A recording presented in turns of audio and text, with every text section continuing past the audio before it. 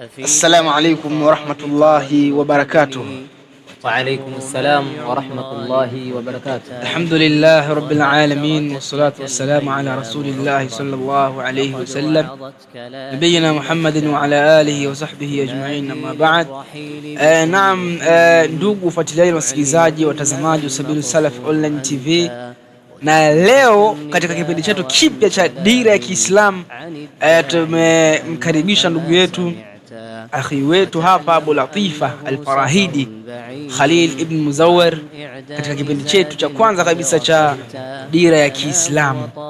Naam, ndugu Abu Latifa, sasa nadhani kuna baadhi ya watu watakuwa na kufahamu japo si kwa sura, lakini huyu ndo Abu Latifa ambaye tulikuwa naye katika kipindi cha Christmas na Uislamu, si ndio hivyo? Naam.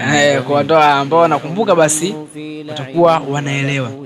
Sasa hapa katika Dira ya Kiislamu leo tumekutana au tumekuja na mada isemayo kwamba kuna wazazi wengi ambao wanalalamika sana katika jamii, mshamaa wetu, wakilalamika juu kwamba watoto wao sasa hivi hawawasikilizi. Yaani wazazi wanalalamika kwamba watoto sasa hivi hawasikii, hawaambiliki wala hawatumiki.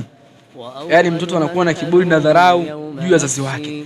Sasa unaweza ukaelezea vipi je kwamba watoto hawa kilichoharibu ni jamii au ni wazazi wao wenyewe ndio wamekuwa ni sababu ya watoto kufikia hatua hii waliofikia?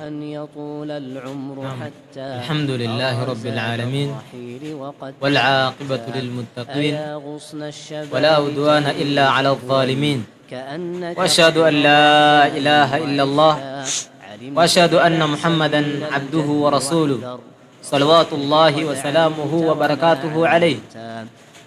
أما بعد، فأوصيكم ونفسي بتقوى الله عز وجل فإنه قد فاز المتقون.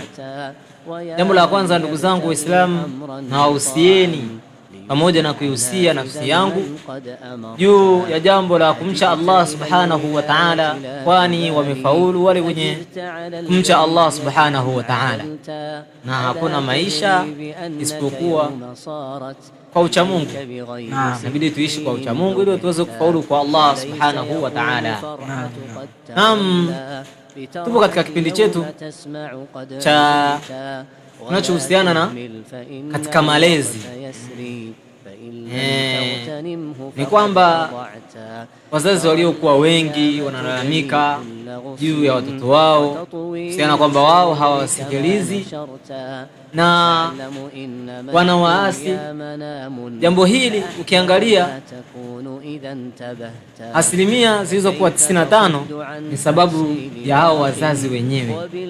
Wazazi wenyewe ndiyo sababu ya kuharibika kwa watoto wao kutokana na yale malezi ambayo wanawalea watoto wao, yale malezi ambayo wanawapa watoto wao.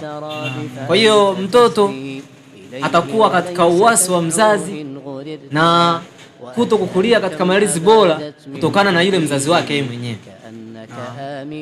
Inabidi wazazi watilie umuhimu katika jambo la watoto. Katika jambo la watoto inabidi watilie sana umuhimu juu ya kuwalea katika malezi yaliyokuwa bora, kwani hao watoto huenda wao wakawaingiza katika moto. Kwani Allah subhanahu wa ta'ala amesema katika mambo ambayo ni fitna kwa mwanadamu ni watoto ni fitna. Inaweza ikawa fitna ikasababisha mzazi wake, mtoto anaweza akasababisha mzazi wake akawa ni mwenye kuingia motoni. Kwa hiyo wazazi inabidi watilie umuhimu juu ya kuwalea hao watoto wao.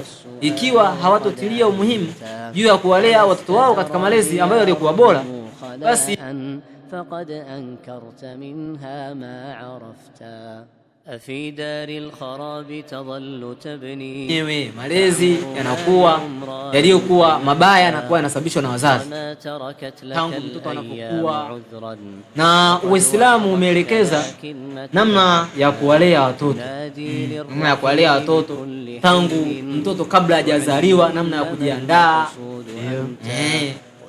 mtu inabidi kabla hajaendea katika tendo la kuoa inabidi afate njia ambazo zimeelekezwa katika Uislamu, na mpaka kuja kumpata mtoto mwenyewe kuna Uislamu umeelekeza zaidi, na mtoto inabidi akulie katika kitabu na sunna. Mtoto inabidi akulie katika kitabu na sunna. Kwa hiyo ukiangalia wazazi wanakuwa hawapati yale mambo ambayo yamekuja katika kitabu na sunna, hivyo inakuwa ni sababu ya watoto wao kuharibika. Sabiru Salaf TV, Sabiru Salaf TV, daima haki itaonekana. وما تركت لك الأيام عذرا لقد وعظتك Sabiru Salaf TV, Sabiru Salaf TV, daima haki itaonekana. وما تركت لك الأيام عذرا لقد وعظتك